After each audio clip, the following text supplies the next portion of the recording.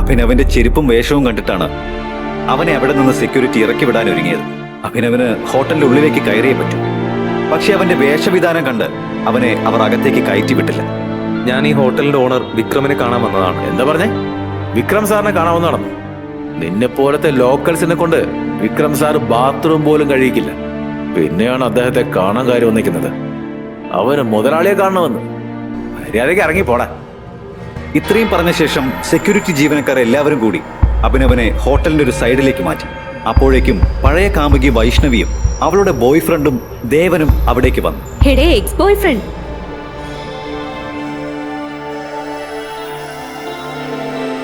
ഭിക്ഷക്കാരൻ ഇങ്ങനെ അപമാനിക്കല്ലേ? കുറെ നാളായി ഭക്ഷണം പോലും കഴിച്ചിട്ടുണ്ടാവില്ല. നിങ്ങൾ ഹോട്ടലിൽ ബാക്കി വന്ന വല്ല ഫുഡ് ഉണ്ടെങ്കിൽ ഇവൻ എടുത്തു കൊടുക്ക്. അവൻ നിന്നോളും. കുറെ നാളായുള്ള വിശപ്പുണ്ടാവും പാവം. കുറച്ചു നാളുകൾക്ക് മുമ്പ് അഭിനവ് അവന്റെ ജീവന തുല്യം സ്നേഹിച്ച പെണ്ണാണ് ഇപ്പോൾ മുന്നിൽ വന്ന് നിന്ന് ഇങ്ങനെ നികൃഷ്ടമായി അപമാനിക്കുന്നത്. എനിക്ക് ആദ്യം വിശ്വാസം തോന്നിയില്ല ഈ പിച്ചക്കാരൻ നിന്റെ പഴയ ബോയ് ഫ്രണ്ട് ആയിരുന്നു എന്ന് പറഞ്ഞത്. അവരുടെ ഈ കളിയാക്കൽ കേട്ട് അഭിനവന് കൂടുതൽ ദേഷ്യം വന്നു. അന്ന് ചില ഗുണ്ടകൾ വന്ന് നിന്റെ ഭാര്യയെ ചീത്ത വിളിച്ചപ്പോ നിന്റെ വായിൽ നിന്ന് ഒരു ശബ്ദം പോലും പുറത്തു വന്നില്ലല്ലോ. ഇന്നിപ്പോ ദേ ഇതും. ആ ഫോൺ എനിക്ക് എത്ര ഇമ്പോർട്ടന്റ് ആണെന്നോ നിനക്ക് എന്തെങ്കിലും ഐഡിയ ഉണ്ടോ? യു നോ വാട്ട്, നിന്നെ പോലെ ഒരുത്തനെ കെട്ടിയതിൽ എനിക്ക് നാണക്കേട് തോന്നുന്നു. എന്റെ അച്ഛൻ വിചാരിച്ചിരുന്നെങ്കിൽ ഏതെങ്കിലും ഫിലിം സ്റ്റാറുമായി വരെ എന്റെ കല്യാണം നടത്തുവാൻ പറ്റുമായിരുന്നു. പക്ഷെ എന്റെ മുത്തശ്ശൻ നിന്നെ പോലൊരു ദരിദ്രവാസിയെ എന്തിനു എന്റെ തലയിൽ കെട്ടിവെച്ചതെന്നാ എനിക്ക് ഇനിയും മനസ്സിലാകാത്തത്. ഓ ഗോഡ്. അഭിനവ് ഒരു ദരിദ്രനും അനാഥനുമായിട്ടാണ് വളർന്നത്. എന്നാൽ ഒരു പ്രത്യേക സാഹചര്യത്തിൽ പണക്കാരിയായ അനന്യയെ അവന് വിവാഹം ചെയ്യേണ്ടി വന്നു. അനന്യയുടെ ഭാരിച്ച ചെലവുകളൊക്കെ നോക്കി അവളെ സന്തോഷിപ്പിക്കാനുള്ള കഴിവോ പണമോ അവന്റെ കയ്യിലില്ലായിരുന്നു. ഭാര്യ വീട്ടിൽ താമസിച്ചിരുന്ന അഭിനവിന് അവിടെ ഒരു ബഹുമാനവും കിട്ടിയിരുന്നില്ല. അവിടുത്തെ വേലക്കാരികൾ പോലും അവനെ വഴക്കു പറയുമായിരുന്നു. എന്താടാ നിനക്ക് കണ്ണു കണ്ടൂടെ?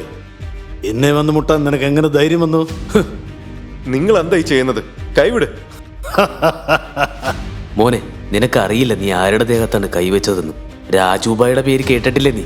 ബായി 2 തട്ട് തട്ടിയാൽ നീ ഇഴഞ്ഞിഴഞ്ഞ് വീട്ടിൽ പോകേണ്ടി വരും. മനസ്സിലായോ? ഇത് മറ്റേ വീട്ടിലെ അവനല്ലേ? മറ്റേ സുന്ദരിയായ ഭാര്യയും പോങ്ങൻ ഭർത്താവുമുള്ള വീട്ടിലെ. നമുക്കൊരു കാര്യം ചെയ്യാം, ഇവനെ അങ്ങ് കിഡ്നാപ്പ് ചെയ്യാം. എന്നിട്ട് ഭാര്യയെ കൂടി നമ്മുടെ താവളത്തിൽ വിളിക്കാം. രാത്രി മൊത്തം അടിപൊളി പാർട്ടി കൂടാം.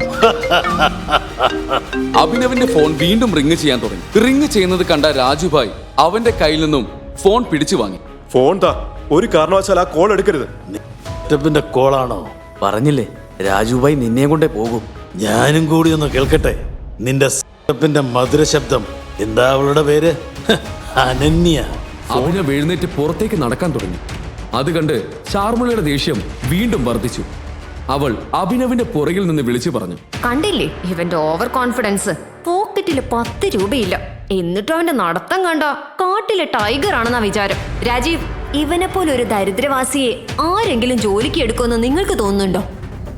എന്ത് ധൈര്യത്തിലാണ് നീ ഇവിടേക്ക് വന്നത്?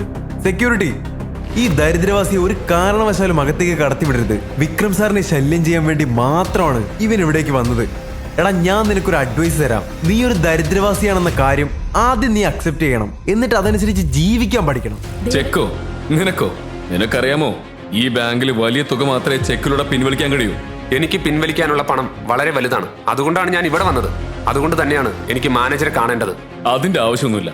ആ ചെക്കിങ് തന്നെ. ഹരീഷ് ചെക്ക് നോക്കുക പോലും ചെയ്യാതെ അഭിനവിന്റെയും മറ്റാളുകളുടെയും മുന്നിൽ വെച്ച് കീറിക്കളഞ്ഞു. നിനക്കെന്താ ഭ്രാന്താണോ? നീ എന്താ ഈ ചെയ്തത്? സെക്യൂരിറ്റി, ഇവൻ ഇവിടുന്ന് പുറത്താക്ക്. വ്യാജ ചെക്കുമായി ബാങ്കിൽ വരാൻ നിനക്കെങ്ങനെ ധൈര്യം വന്നു? ബാങ്കർമാർ വിട്ടികളാണെന്ന് നീ കരുതുന്നുണ്ടോ? ഞാൻ പോലീസിനെ വിളിച്ച് നിന്നെ അകത്തിടും. ഇവനെ കൊണ്ടുപോ. ഈ അവസ്ഥയിൽ അഭിനവിനെ കണ്ട് ഹരീഷും ബാക്കിയുള്ളവരും വളരെയധികം സന്തോഷിച്ചു. അഭിനവ് കുറച്ചുനേരം മിണ്ടാതിരുന്നു. ഇവൻ എവിടെ വരെ പോകുമെന്ന് അവൻ അറിയണമായിരുന്നു. അപ്പോഴേക്കും റോഷ്നിയുടെ അടുത്തേക്ക് വന്ന് അവൻ പറഞ്ഞു, നിന്റെ സൗന്ദര്യം കണ്ടാൽ അറിയാം നീ ഏതോ നല്ല കുടുംബത്തിൽ നിന്നുള്ളതാണെന്ന്. നീ ഇവനെ പോലെയുള്ളവന്മാരുടെ കൂടെ ഡേറ്റിന് വരാൻ പാടില്ലായിരുന്നു. Standard is important, right? നിന്നോട് അഭിപ്രായം ആരെങ്കിലും ചോദിച്ചോ? പോടാ ഇറങ്ങി. നീ എന്റെ കൂടെ വാ. ട്രസ്റ്റ് മീ, നിനക്ക് ഒരു പ്രശ്നം ഉണ്ടാകില്ല. I would say you don't deserve such a downmarket boys. ജനിച്ച ഉടനെ ഉപേക്ഷിച്ച അലവലാതി. അഭിനവിന് ഇത് കേട്ടപ്പോൾ സഹിക്കാനായില്ല. അവൻ എല്ലാ അതിരുകളും ലംഘിച്ചിരുന്നു. ഈ കഥയുടെ ബാക്കി അറിയാൻ download pocket FM app. Link in description.